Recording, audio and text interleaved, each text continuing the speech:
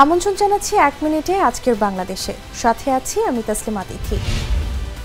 এই এমডি পদে কি মধু আছে? ডক্টর ইউনূস প্রসঙ্গে প্রধানমন্ত্রী। ফের আইজিপি হলেন চৌধুরী আব্দুল্লাহ আল মামুন। খবরদারি করা দেশগুলোর বাংলাদেশকে সমীহ করে চলে বললেন প্রধানমন্ত্রী। শনিবার থেকে বৃষ্টি কমতে পারে। পদ্মা সেতু নির্মাণ নিয়ে আমাকেও কথা শুনতে হয়েছে বললেন কাদের।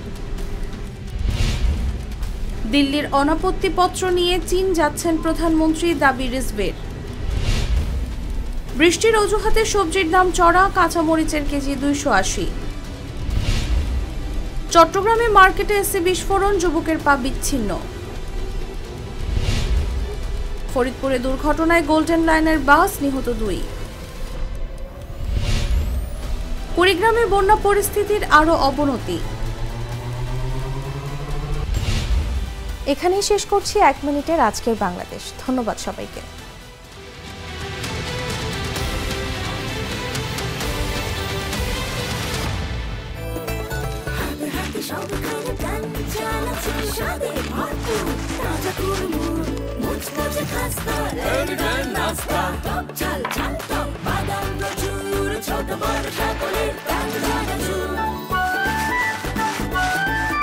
স্বাদে ভরপুর প্রাণ চানাচুর।